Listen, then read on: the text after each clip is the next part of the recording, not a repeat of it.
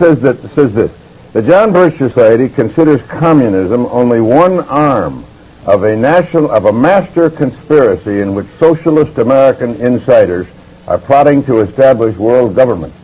Now, it also says, and here's Director John McManus, that's your public relations director, saying that former Secretary of State Alexander Haig and CIA Director William Casey are two of these master conspirators who are plotting to establish world government. Now, what do you say? That kind of silly, asinine statement is what makes people laugh at the John Birch Society. Well, Tom, I'm sure being a long-standing member of the Rockefeller apparatus and as a member of the Council on Foreign Relations of longstanding, you're fully aware that there is an elitist core in this country that has seen value in subsidizing communism, of protecting communism. It has? Sure. You're accusing me of subsidizing communism? No, I'm saying because that I happen to belong to a there is an elite core. Study group? No, wait a minute.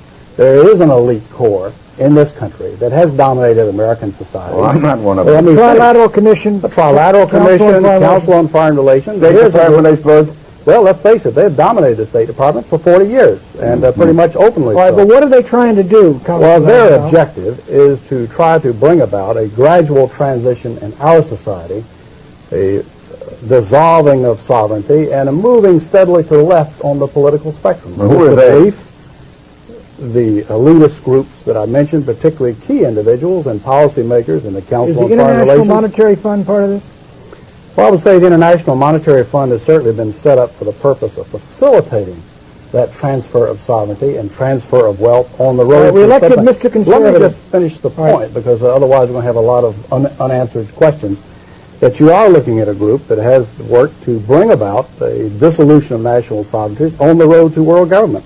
And certainly you're familiar with local professor Carroll Quigley, who has been part of your club, in which he admitted all this. And he said in his book, Tragedy and Hope, the only thing I disagree is that we've worked to keep it a secret. Hundreds of gas-guzzling private jets took off this week as billionaires from all over the world jetted off to Davos, Switzerland for the ritzy and glamorous World Economic Forum, a week-long event for the ruling class to talk down to the rest of us. And it's not for everybody. It's an invite-only event. And once you do get in, they divide you by class. You get a white badge with a blue line if you're rich enough. You just get a white badge if you're married to someone important. Or if you're just a part of someone's entourage, you get an ugly green badge. You're not good enough. They keep the elites together, and they have their own little police state to make sure these people are focused on ruling the world. If you're not from CNN or the New York Times and you show up uninvited, they'll probably arrest you. And it's all headed up by a guy named Klaus Schwab, who's pretty much running a one-world government here. He kicked off the week by saying the future is theirs, not yours. The future is not just happening. The future is built by us, by a powerful community as you here in this room. We have the means to improve the state of the world. And the way they start is by tracking you. If you go deep in the weeds in what these people are saying at this place, they're openly scheming up some of the craziest plans you'll ever hear of, like tracking your carbon footprint. We're developing, through technology, an ability for consumers to measure their own carbon footprint. What does that mean? That's where are they traveling? How are they traveling? What are they eating? What are they consuming on the platform? So, individual carbon footprint tracker. Stay tuned. You heard it. The one world government wants to keep tabs on what you eat and where you go. All because John Kerry's a little mad that your cheeseburger is wiping out part of the population. People forget, greenhouse gases are pollution.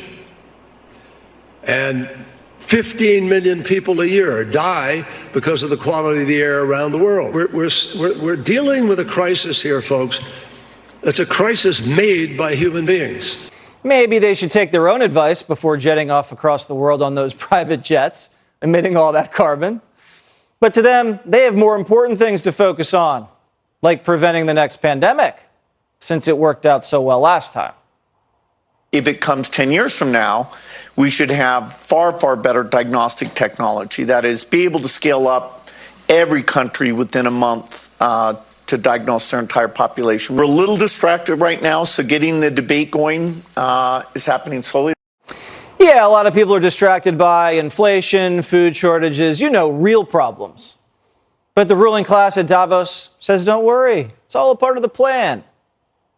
We need to accept that there will be some pain in the process. The pace that we need will open up for missteps. It will open up for shortages on energy. It will create inflationary pressures, and maybe we need to start talking about that pain is actually worth it. If you have all the money in the world, the last thing you have to worry about is inflation. It's our problem, not theirs. They're busy ruling the world. And shady George Soros says if we don't make their ideas a reality, civilization is done for. Fighting pandemics and climate change, avoiding nuclear war, maintaining global institutions have had to take a backseat to that struggle. That's why I say our civilization may not survive. Believe it when I tell you, these people don't care about any of us.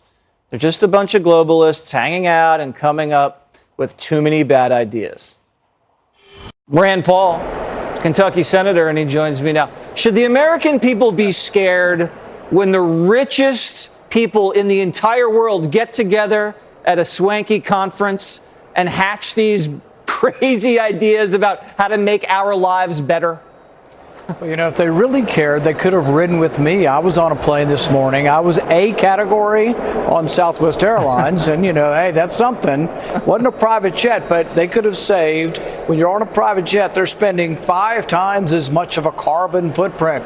So if they really cared about that, they could ride on commercial airlines, but they aren't. They're elitist. But the other real danger here, that's even more danger than all their phony caring about carbon footprint, the real danger is this. Look how bad your government is in a country where you get to vote for these people. This would be a government, a world government, where you don't get to vote on anybody. This is everybody's worst nightmare. The bureaucracy that we have trouble in our United States because we don't get to vote on them, we vote indirectly. Can you imagine the one world bureaucracy of all these elitists and their private jets that would rule our country and we wouldn't get to vote? So I'm dead set against this. And they used to call people who talked about one world government, they used to say, oh, it's a conspiracy. And we would always say, no, it's in their mission statement. They say it at every meeting. That's what they're for. But lack of sovereignty means lack of freedom, and it means lack of responsiveness, and it's completely antithetical to everything our country stands for. Yeah, and I don't want to put down Bill Gates and these guys. They do a lot for charity. But when you hear them kind of just dismiss inflation, or you're going to have to go through some pain in order to kind of go with my idea. The American people hear that and they think, come on, man, you're not serious, are you? But it's not only insensitivity because they've never been to a grocery store and have no idea what things cost, but it's also that we now have a whole set of our political spectrum that's out there saying it's caused by greed. If you were in a third grade class, I would give you a failing grade if you told me inflation was caused by greed. That is the dumbest explanation, the most implausible, and that lacking all facts that someone would try to put forward. Inflation is caused by an increase in the money supply that increases the demand. It's done because we spend too much money. The Federal Reserve prints it up to borrow it. It floods the economy and drives prices up. If you don't understand that, they'll never get it any better. And my prediction is it's going to get a lot worse before November.